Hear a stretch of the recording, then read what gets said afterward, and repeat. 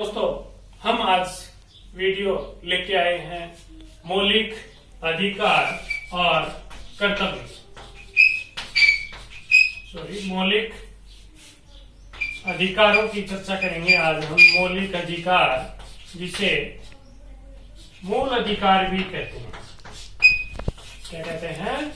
मूल अधिकार भी कहते हैं।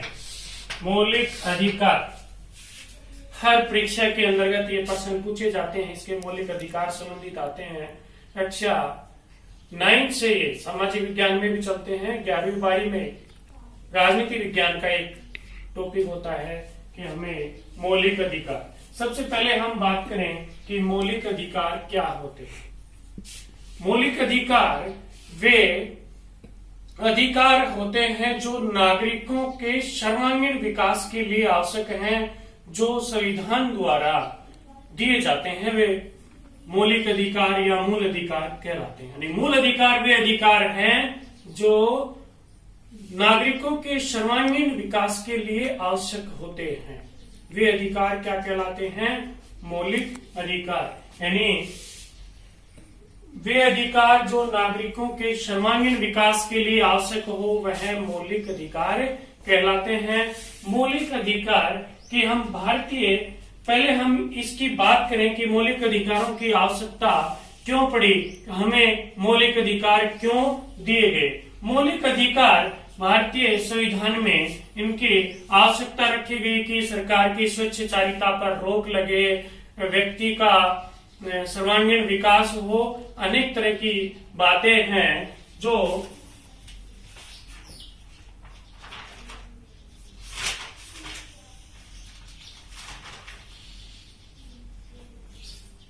ये मूल अधिकार हैं। ये लोकतंत्र के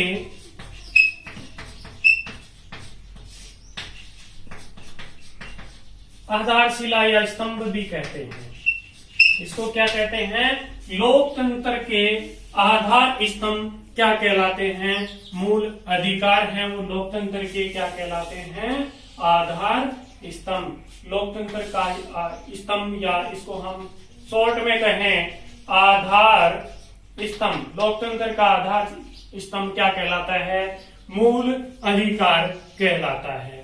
भारत के संविधान के अंदर हम इसकी बातें करें, मूल अधिकार या मौलिक अधिकार हमारे सभी, पहले हम बात करें कि किस देश की प्रेरणा से लिए गए हैं।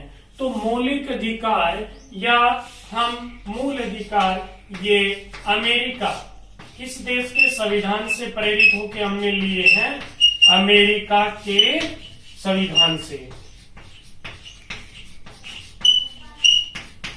मूल अधिकार या मौलिक अधिकार हमने किस देश के संविधान से प्रेरित होकर? अमेरिका के संविधान से प्रेरित होकर हमने, हमारी संविधान सभा ने ये हमारे संविधान का भाग 3 के अंतर्गत मौलिक अधिकार हैं। संविधान के भाग 3 और अनुच्छेद कहां से लेके कहां तक है? अनुच्छेद 12 से लेके और 35 तक। इसका मतलब कई बच्चे पूछते हैं कि ये क्या दोस्तों, ये अनुच्छेद 12 से लेके अनुच्छेद 35 तक क्या दिए गए हैं? मौलिक अधिकार दिए गए। मौलिक अधिकार प्रारंभ में इनकी संख्या कितनी थी? 7 थी। प्रारंभ में मौलिक अधिकार कितने थे? 7 थे। 7 कौन कौन से थे? देखिए, सबसे पहला था समानता का अधिकार। समानता का अधिकार, देखो ये दोस्तों ब्रैकेट में ऐसे 14 से 18 मैं लिखता हूं। इसका मतलब है कि अनुच्छेद 14 से लेकर अनुच्छेद 18 तक। कंफ्यूज होने की आपको कहीं आवश्यकता नहीं है। समानता का अधिकार। दूसरा है स्वतंत्रता का अधिकार। समानता का अधिकार, स्वतंत्रता का अधिकार, ये 19 से लेके 22 तक है। तीसरा है शोषण के विरुद्ध अधिकार। शोषण के विरुद्ध अधिकार, ये अनुच्छेद 23 और अनुच्छेद 24 में। फिर धार्मिक धर्म संबंधित अधिकार,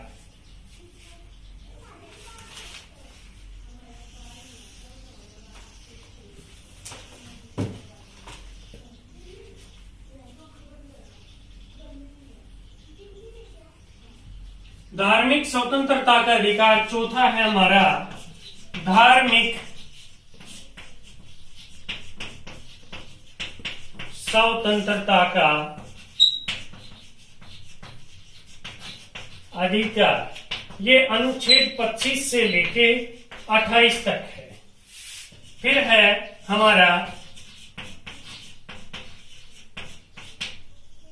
धार्मिक स्वतंत्रता के बाद में हमारा शिक्षा, संस्कृति तथा शिक्षा का अधिकार। संस्कृति तथा शिक्षा का अधिकार, अनुच्छेद 29 और 30। बहुत आसानी से मैं अनुच्छेद आपको याद करने बता दूंगा इसी वीडियो के माध्यम से। अगला है संवैधानिक उपचारों का अधिकार, ये अनुच्छेद 32। वर्तमान में हमारे पास कितने फंडामेंटल राइट्स हैं? ओनली 6 हैं। पहले 7 थे, पहले कितने थे? 7 थे। अब हम बात करें कि 6 हमारे पास है। समानता का अधिकार, स्वतंत्रता के अधिकार, शोषण के विरुद्ध धार्मिक स्वतंत्रता, शिक्षा, संस्कृति, संवैधानिक उपचारों का अधिकार। लेकिन जो 7वां अधिकार कौन सा है बच्चों, जो हमें हटा दिया गया? 7वां अधिकार संपत्ति का अधिकार। एक ये नोट कर लिए होंगे, जो अधिकार सामान्यतः हम बात करें इन अधिकारों की, तो एक अधिकार पहले हमारा संविधान जब लागू हुआ था, प्रारंभ में कितने अधिकार थे? मूल अधिकार कितने थे? 7। प्रारंभ में अधिकार थे 7। और अब कितने हैं? अब मूल अधिकार 6 हैं। एक जो अधिकार हटा दिया गया, वो अधिकार कौन सा अधिकार है? संपत्ति का अधिकार। पहले दोस्तों मैं आपको ये बताना चाह रहा हूं कि जो संपत्ति का अधिकार है वो किस अनुच्छेद में था? पहले वो अनुच्छेद 31 में था। कौन से अनुच्छेद में था? अनुच्छेद 31 में। लेकिन अब इसको मूल अधिकार से हटा के अब इसको कौन सा अधिकार बना दिया गया? कानूनी अधिकार। कौन सा अनुच्छेद? 300 क में इसको कानूनी अधिकार बना दिया गया है। यानी अब मूल अधिकारों की संख्या कितनी रह गई? केवल और केवल 6 रह गई है। पहले 7 थी। और ये कब किया गया, हम इसकी भी थोड़ी सी चर्चा करें तो 44वें संविधान संशोधन जो 1979 में लागू हुआ, 1978 है वो। कौन से? 44वां अमेंडमेंट के द्वारा, 44वां संविधान संशोधन के द्वारा हमारे फंडामेंटल राइट्स, मूल अधिकार कितने कर दिए गए? 6 कर दिए गए। हम प्यारे दोस्तों ये मुख्य हमारे 6 अधिकार थे। अब इन अधिकारों के बारे में हम थोड़े से विस्तार से चर्चा भी करेंगे। एक एक लेके हम एक एक अनुच्छेद के बारे में आपसे चर्चा करते चलेंगे और कोशिश करेंगे कि आपको ये आसान लगेगा, अच्छा लगेगा। इसके लिए हम सबसे दोबारा हम इन्हीं अनुच्छेदों के ऊपर चर्चा करेंगे। तो सामान्य एक बार मैंने बताया था, इसके ऊपर करेंगे। सबसे पहला हमारा अधिकार है, कौन सा है प्यारे दोस्तों? समानता का अधिकार। कौन सा अधिकार है? समानता का अधिकार। मैं कई बार एक वो ट्रिक टाइप भी बताता हूं कि जैसे कि आप याद कर लेना कि 14 से शुरू हो, देखो 4 3 14 से 18, फिर अगली संख्या 19, 19 से 22, 22 से अगली 23, 23 से एक अगली 24, फिर 25 से शुरू होगा 28 तक, और फिर 29 से शुरू होगा 30 तक। ये इस तरह से याद करने का भी तरीका है। पहला समानता का अधिकार 14 से 18, दूसरा था स्वतंत्रता का अधिकार, उसमें देखो 14 से शुरू करना है, 18 तक लेना है, 18 से अगली संख्या 19, इसमें 3 जोड़ देना है, 22 आ जाएंगे, 22 से अगली 23, 23 में 1 प्लस कर देना 24, ऐसे अनुच्छेद चलते चलेंगे। 31 संपत्ति का अधिकार था जिसे हटा दिया गया, उसके बाद में 32 संविधान के उपचारों का अधिकार आएगा। अब हम इनके विस्तार से हम इनके बारे में चर्चा करें। कई ये भी पूछ रहे हैं कि सर ये नोट्सों में 4 3 1 3 क्या है, कि पहले 14 में 4 प्लस करो, फिर 19 में आ जाए 3 प्लस करो, ऐसे चलते चलेंगे। जिस तरह से समानता का अधिकार अनुच्छेद 14 से लेके 18 तक। फिर दोस्तों बात आती है कि ये अधिकार तो आपने 12 से 35 बताए, कहां से लेके 12 से 35, तो अनुच्छेद 12 और 13 कहां रह गए?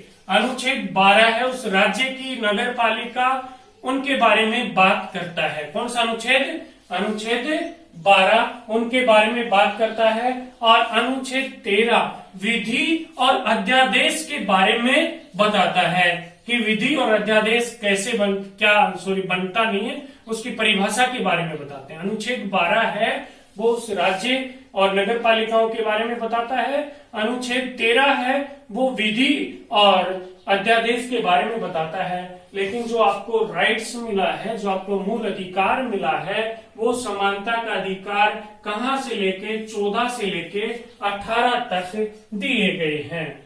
अब हम बात करें कि अनुच्छेद 14 से लेके 18, देखो 12 13 की हमने बात की ली, 14 से इसमें हमने 4 प्लस कर दिया 18 तक, यानी 14 भी, 15 भी, 16 भी, 17 भी, 18 भी, ये सारे अधिकार किसमें हैं? समानता के अधिकार में। हमें केवल दोस्तों इतने से काम नहीं चलेगा, हमें अनुच्छेद 14 में क्या है, 15 में क्या है, 16 में क्या है, प्रत्येक की हम चर्चा करते चलेंगे। इसके लिए मैं आपको एक ट्रिक देता हूं कि समानता का अधिकार के लिए एक ट्रिक है, वो ये है विभेलो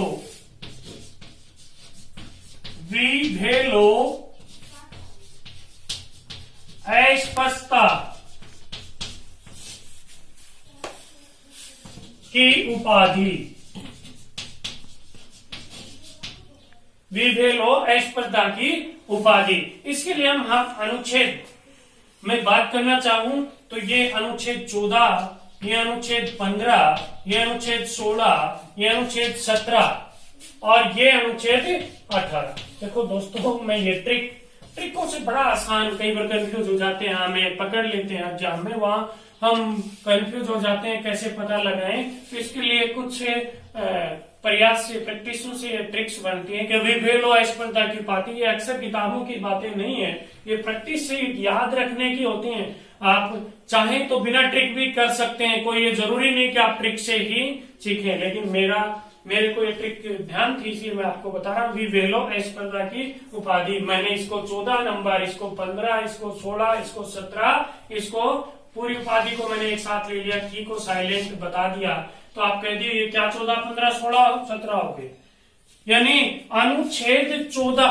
अब हम यहाँ बात करें अनुच्छेद, में सूट में लिख रहा हूं, अनुच्छेद 14 हम ज्यादा विस्तार से न करते हुए लेकिन महत्वपूर्ण बिंदुओं के ऊपर अवश्य चर्चा करेंगे। अनुच्छेद 14 में है वी का मतलब विधि के समक्ष समानता। वी का मतलब विधि के समक्ष समानता, यानी प्रत्येक नागरिक, भारत का प्रत्येक नागरिक विधि के समक्ष क्या है, समान है। सब व्यक्तियों पे समान कानून लागू होता है। किस अनुच्छेद में दिया गया है? 14 में। अनुच्छेद 14 के अनुसार वी का मतलब विधि के समक्ष समानता।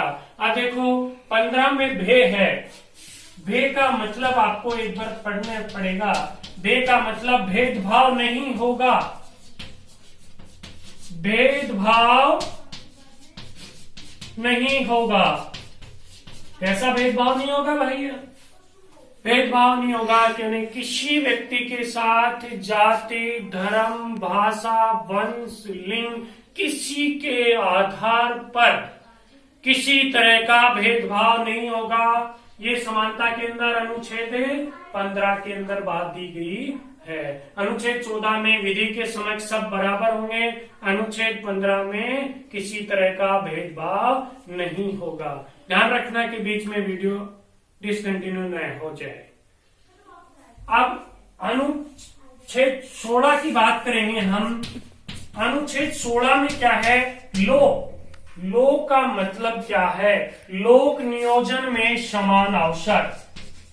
लोक नियोजन में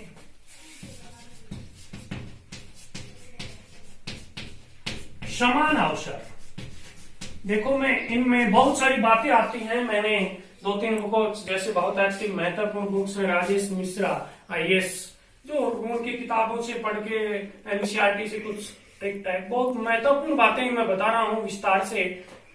आपको किताबें ही पढ़नी पड़ेगी। लोक नियोजन में समान अवसर, इसका तात्पर्य क्या है कि लोक नियोजन के जितने भी अवसर हैं, सरकारी नौकरियां जितनी भी हैं, उनमें सबको क्या दिया गया है? समान अवसर प्रदान किया गया है। अब हम अनुच्छेद 17 में क्या दिया गया है?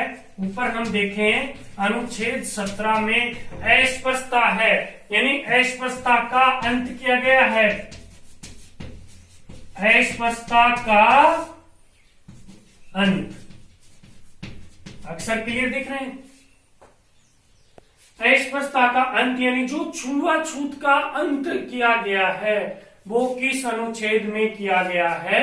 अनुच्छेद 17 के अंतर्गत किया गया है। कौन से अनुच्छेद में? 17 के अंतर्गत किया गया है।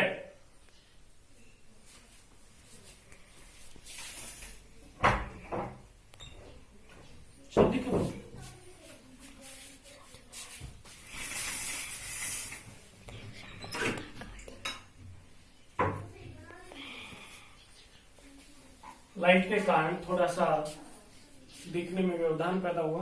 अनुच्छेद 17 में अस्पृश्यता का अंत या छुआछूत का क्या किया गया है? अंत किया गया है। अब अनुच्छेद 18 में क्या है? उपाधि। अनुच्छेद 18 उपाधियों का अंत।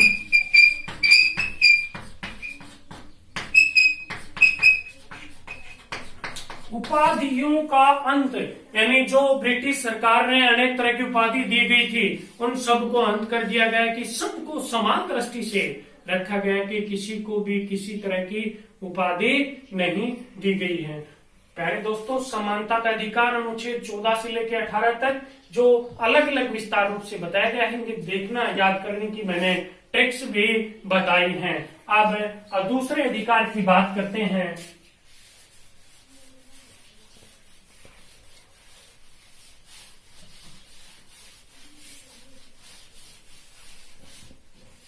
दूसरा अधिकार कौन सा है?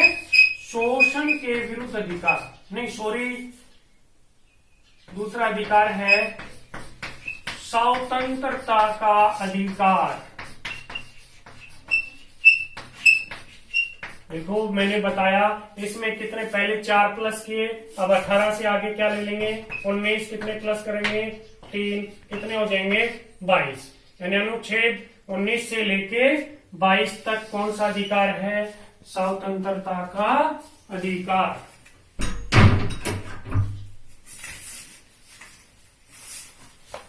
स्वतंत्रता का अधिकार अनुच्छेद 19 से लेके 22 तक। इसमें भी हम अनुच्छेद 19 में क्या है? अनुच्छेद 20, 21, 22 4 अनुच्छेद है।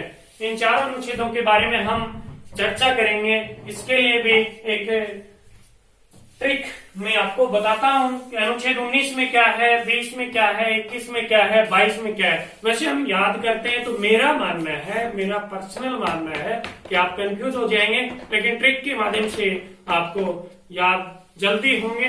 इसके लिए एक ट्रिक है, मैं जो दिखाता हूं। प्रेस में सूचना आई,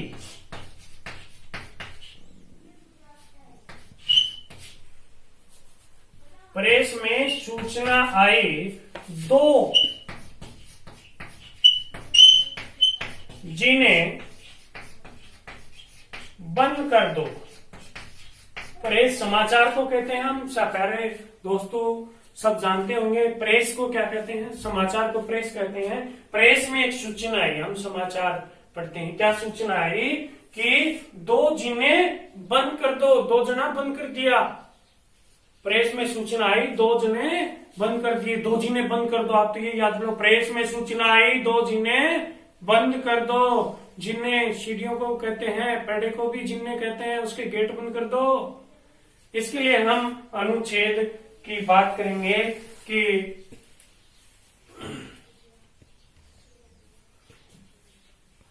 अनुच्छेद 19, अनुच्छेद 20, अनुच्छेद 21, अनुच्छेद 22।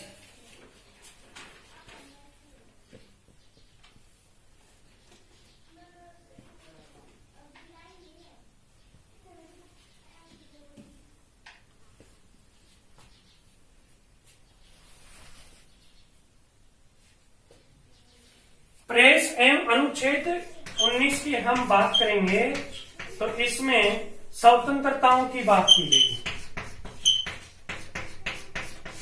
जैसे इसके अनुच्छेद 19(1) में देखो, स्वतंत्रता के बारे में भी मैं थोड़ा सा यहाँ चर्चा करूंगा। स्वतंत्रताएं के बारे में है, प्रेस की स्वतंत्रता, जो अखबारों को जो स्वतंत्रता दी गई वो भी अनुच्छेद 19 के अंतर्गत दी गई है। लेकिन मैं आपको ये बताना चाह रहा हूं कि अनुच्छेद 19 में स्वतंत्रताएं, पहले हमें इसके अंदर 7 तरह की स्वतंत्रताएं बताई थी, लेकिन संपत्ति की जो स्वतंत्रता थी उसको हटा के अब 6 तरह की ही स्वतंत्रता बताई गई है। इसके अंदर पहला स्वतंत्रता है कि विचार और अभिव्यक्ति की स्वतंत्रता है। दूसरा, आप पहले आप कहीं भी आपके अपने विचार रख सकते हैं, अभिव्यक्ति आप रख सकते हैं। दूसरा, अस्तर शस्त्र शांतिपूर्ण सम्मेलन कर सकते हैं, कहीं भी इकट्ठे हो सकते हैं। तीसरा, आप संघ बना सकते हैं, कहीं भी आ जा सकते हैं, आप कहीं निवास कर सकते हैं, आप कोई भी व्यापार कर सकते हैं। एक संपत्ति की ओर थी कि संपत्ति भी रख सकते हैं, लेकिन वो 44वें संविधान संशोधन के द्वारा उसे हटा दिया गया है। अब अनुच्छेद 19 में कितनी तरह की स्वतंत्रताएं हैं? 6 तरह की ही है। तो सब जो प्रेस संबंधी स्वतंत्रता है वो किस अनुच्छेद में है? प्रेस की अभिव्यक्ति करने की, कहीं भारत में कहीं भी आबाद रूप से आप घूम सकते हैं, आप संघ बना सकते हैं। इस तरह की जो 6 तरह की स्वतंत्रताएं हैं वो किस अनुच्छेद में है? अनुच्छेद 19 में। अनुच्छेद 20, 2 प्रेस में सूचना आई, ये अनुच्छेद 19, और ये 2, ठीक है, और ये 21 और ये 22, ये अनुच्छेद है। प्रेस में सूचना, ये प्रेस सूचना संबंधी जो स्वतंत्रताएं हैं, 2 का मतलब दोष सिद्धि निवारण। क्या है? दोष सिद्धि निवारण। ये आपको स्वतंत्रता दी गई है कि आपके खिलाफ की न्यायालय ने या अन्य किसी ने भी आपको दोष लगाया है तो आप उस दोष के लिए, दोष सिद्धि अपने बचाव हेतु आप कुछ कर सकते हैं। इसके लिए ये भी कहा गया है इसके अंदर कि आपको किसी के अंदर अपने जुर्म के खिलाफ खुद को गवाह पेश नहीं किया जा सकता। आप अपने मनपसंद का वकील चुन सकते हैं। ये सारे दोष सिद्धि है। और अनुच्छेद 21 में जी का मतलब जीने का अधिकार। अनुच्छेद 21 में कौन सा अधिकार है? जीने का अधिकार। आपको मैं एक बात बता दूं, 44वें संविधान संशोधन के अनुसार ये निश्चित किया गया कि अनुच्छेद 20 और 21 देश में आपातकाल 352 में भी ये स्थगित नहीं हो सकते। ये केवल प्रश्न पूछा जाता है कि ऐसे कौन से अधिकार हैं या कौन से अनुच्छेद हैं जो आपातकाल में भी देश की सरकार द्वारा स्थगित नहीं किया जा सकते। उनमें से दो है, दो सीधी और जीने का अधिकार। आपको इसके अंदर ये ऐसा नहीं है कि आपको जीने का है तो मरने का भी, मरने का अधिकार नहीं, केवल जीने का अधिकार है आपको। इसमें कोई आत्महत्या संबंधी ये न कर ले कि हमें ये अधिकार है, ऐसा बिल्कुल नहीं है। केवल जीने का अधिकार है और दो सीधी का ये अधिकार आपातकाल में भी निलंबन नहीं रहते हैं। अनुच्छेद 22, अनुच्छेद 22 बंदी प्रत्यक्षीकरण। बंदी प्रत्यक्षीकरण, ये बंदी प्रत्यक्षीकरण क्या है कि आपको किसी में भी पुलिस ने आपको गिरफ्तार किया तो ये अधिकार आपको ये कहता है कि 24 घंटे के अंदर आपको समक्ष मजिस्ट्रेट न्यायालय के सामने पेश करें, ये आपको अधिकार होता है। उसके बाद न्यायालय निर्धारण करता है कि वो आपका अपराध है या नहीं। ये कोशिश की जाती है कि किसी व्यक्ति को गलत न पकड़ा जाए। यदि न्यायालय को ऐसा लगता है कि इसको गलत पकड़ा तो उसे छोड़ देते हैं या अन्य हिरासत में भी उसे बढ़ा भी सकते हैं। इसी के साथ मैं एक बार इनका प्रेस में सूचना आई क्या कर दो, 2 चीजें बंद कर दो। प्रेस में सूचना का अधिकार अनुच्छेद 19, दो सीधी निवारण अनुच्छेद 20, जीने का अधिकार 21 और बंदी प्रत्यक्षीकरण अनुच्छेद 22। इस बंदी प्रत्यक्षीकरण से विपरीत एक निवारक नजरबंदी, कई बार 12वीं की परीक्षा में पूछा गया है प्यारे बच्चों, निवारक नजरबंदी क्या है। उसके लिए इस अनुच्छेद 22 के तहत ही एक निवारक नजरबंदी और है, उसके बारे में इसी के अंदर स्वतंत्रता के अधिकार के बारे में ही एक निवारक नजरबंदी जो अनुच्छेद 22 की बात करते हैं उसकी हम थोड़ी सी चर्चा करेंगे। छोटा सा टॉपिक है, बहुत अच्छा है। निवारक नजरबंदी, निवारक नजरबंदी ऐसा कानून है, ऐसा नियम है कि जो अपराधी को अपराध करने से पूर्व ही गिरफ्तार कर लिया जाता है, अपराधी को अपराध करने से रोका जाता है। अपराधी तो जब बनता है जब अपराध करते हैं, लेकिन पहले ही शंका होती है कि अपराध कर सकता है, तब उसे निवारक नजरबंदी के तहत उसे गिरफ्तार किया जा सकता है। और निवारक नजरबंदी में अधिकतम कितने दिन तक रख सकते हैं प्यारे बच्चों? 3 माह तक रख सकते हैं। 3 तरह की होती है निवारक नजरबंदी, एक तो 3 माह तक, एक 3 माह से कुछ अधिक तक, एक सरकार चाहे संसद चाहे जब तक, लेकिन ज्यादातर 3 माह तक बिना किसी समिति के रख सकते हैं। यदि 3 माह से अधिक किसी को निवारक नजरबंदी में रखना है तो एक समिति बनेगी, उस समिति में वो कम से कम उच्च न्यायालय के न्यायाधीश जितनी योग्यता का कोई व्यक्ति उसमें शामिल होगा, उसकी सिफारिश के आधार पर ही 3 महीने से अधिक किसी को गिरफ्तार रख सकते हैं। और मैंने तीसरी तरह की निवारक नजरबंदी बताई कि सरकार, सदन चाहे संसद चाहे जब तक, यदि कोई राष्ट्र विरोधी ऐसी व्यक्ति हो तो संसद प्रस्ताव पेश करके उसको अनिश्चित समय तक निवारक नजरबंदी में रख सकता है। अब हम अगला अधिकार की बात करेंगे। अगला अधिकार है हमारा शोषण के विरुद्ध अधिकार।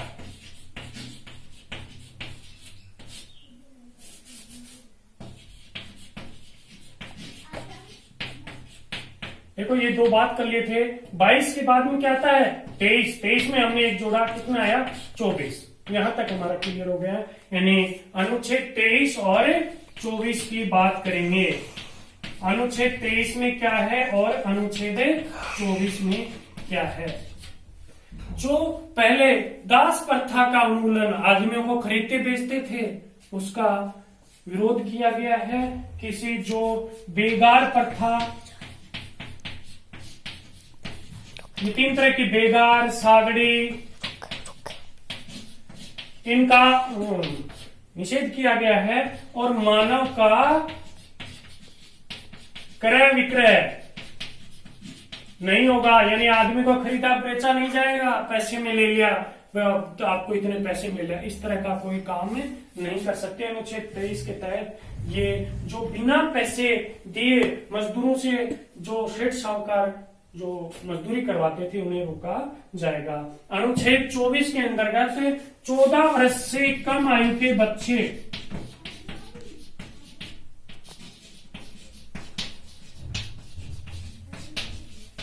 कम आयु के बच्चों को जोखिम भरे कार्यों से रोक, यानी जो बच्चे 14 साल से कम उम्र के हैं उन्हें जोखिम भरे कार्यों पे नहीं लगाया जा सकता। कल कारखाने कहीं भी 14 साल से कम आयु के बच्चों को कहीं भी ऐसी जगह नहीं लगा सकते। ये आपका शोषण के विरुद्ध अधिकार।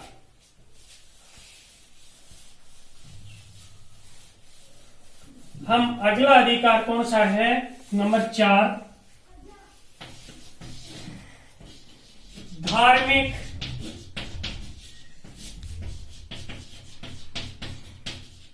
स्वतंत्रता का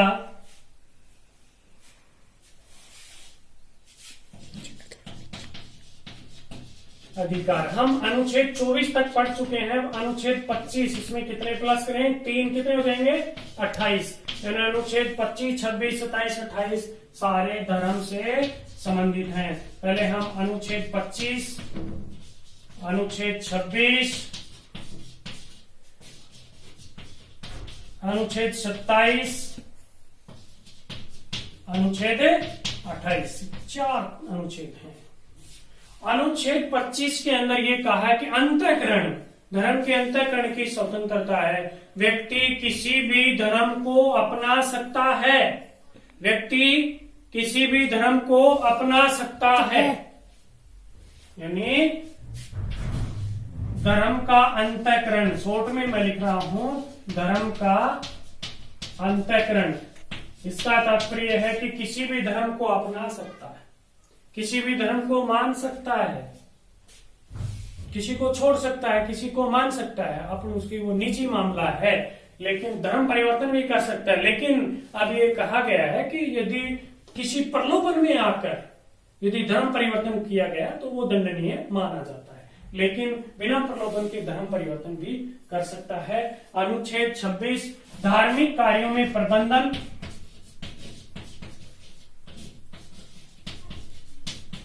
धार्मिक कार्यों का प्रबंधन, यानी जो भी धर्म के कार्य हैं उनका मैनेजमेंट कर सकते हो, कोई दिक्कत नहीं है, ये अधिकार दिया गया है।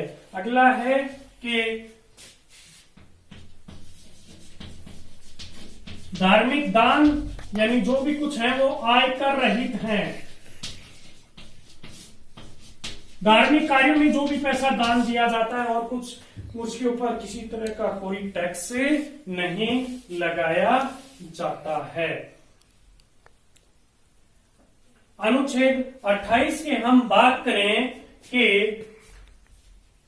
कोई भी राजकीय विद्यालय यानी सरकारी स्कूल, राजकीय विद्यालय में क्या नहीं की जाएगी, धार्मिक शिक्षा नहीं दी जाएगी।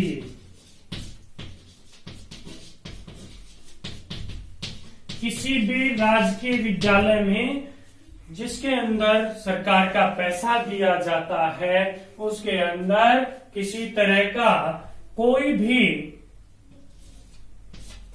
धार्मिक शिक्षा नहीं दी। ऐसी संस्था जो राजकीय हो उसके अंदर किसी तरह का कोई धर्म संबंधी शिक्षा नहीं दी जाएगी। ये हमारा चौथा अधिकार हो गया। अब हम 5वें अधिकार की बात करेंगे, शिक्षा एवं संस्कृति का अधिकार। 5वां अधिकार हमारा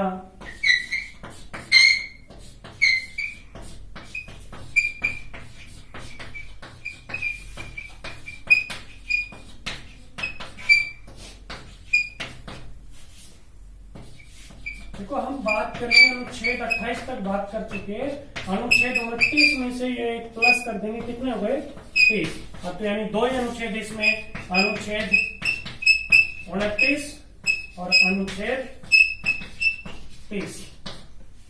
यानी व्यक्ति अपने धर्म एवं संस्कृति की शिक्षा दे सकता है। यानी प्रत्येक व्यक्ति को अपने संस्कृति का पालन प्रचार करने की, प्रत्येक व्यक्ति को अपने संस्कृति का पालन एवं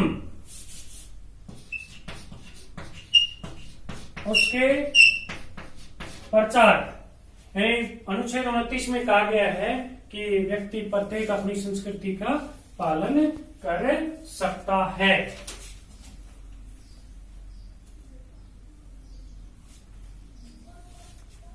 अनुच्छेद 30 में क्या कहा गया है कि कोई भी अल्पसंख्यक वर्ग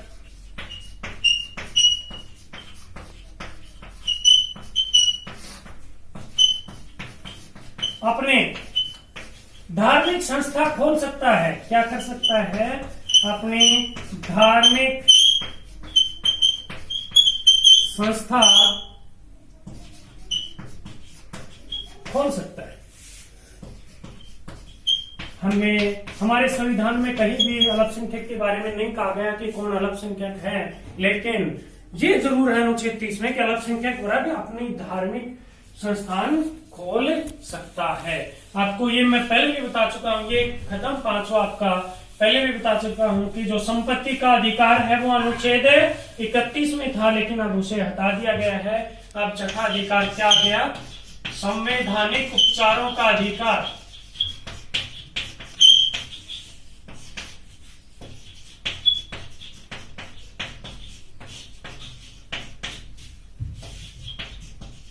और 21 अनुच्छेद में है, आर्टिकल 32 में है। हमारे डॉक्टर भीमराव अंबेडकर से कहा कि ऐसा कौन सा आर्टिकल है, अनुच्छेद है जिसको हटा दें तो पूरा संविधान ही निरर्थक हो जाए, तो उन्होंने कहा कि अनुच्छेद 32। इस अनुच्छेद के तहत अपने सारे अधिकार सर्वोच्च न्यायालय हमारे सुरक्षित रखता है। सर्वोच्च न्यायालय अनुच्छेद 32 के तहत रिट जारी करता है वो, और अनुच्छेद 226 के तहत उच्च न्यायालय भी रिट जारी करता है। जब अपने अधिकारों का हनन होता है तो हम अनुच्छेद 32 के तहत न्यायालय की शरण ले सकते हैं। और जो सर्वोच्च न्यायालय रिट या लेख जारी करता है, रिट या लेख कहते हैं, वो कितनी है? 5 तरह की रिट जारी कर सकता है। कितनी तरह की? 5 तरह की। संविधान की इसको मूल आत्मा भी कहा जाता है, संवैधानिक उपचारों का अधिकार। ये 5 तरह की रिट है। इसके अंदर आप पहली रिट बंदी प्रत्यक्षीकरण,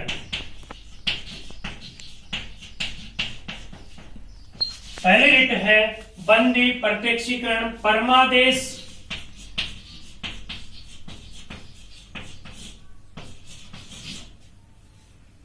प्रतिषेध,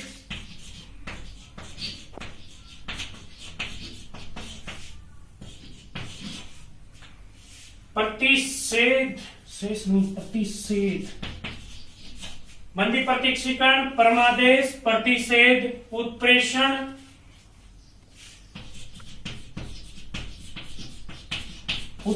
और अधिकार पक्ष।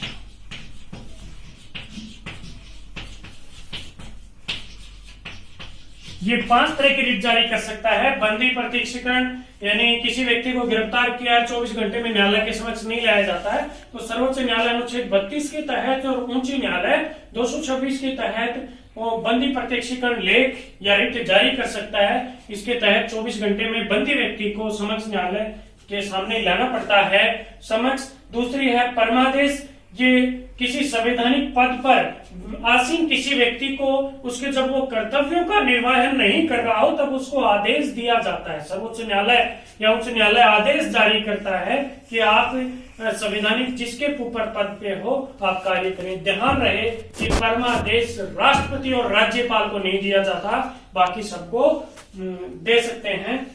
प्रतिषेध यह रिट उच्च या सर्वोच्च न्यायालय अपने अधीनस्थ न्यायालय को जारी करता है कि जब कोई उसके अधीनस्थ न्यायालय किसी मुकदमे की सुनवाई कर रहा है तब वह उसको रोकता है कि यह मामला आपके अधिकार क्षेत्र से बाहर है, आप इसको सुनवाई नहीं कर सकते।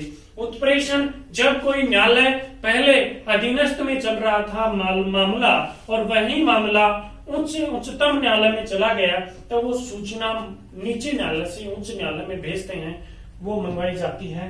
अधिकार परीक्षा, जब किसी संवैधानिक पद पर कोई नियम विरुद्ध आसीन हो जाए तो सर्वोच्च न्यायालय उससे पूछ सकता है कि आप किस प्रक्रिया से, किस अधिकार के द्वारा पदों पर हैं। दोस्तों, हमने ये बातें आज अधिकारों के बारे में चर्चा की, काफी पसंद आई है तो लाइक और शेयर जरूर करना। इस वीडियो को पूरा ध्यान से देखना। जय हिंद, जय भारत।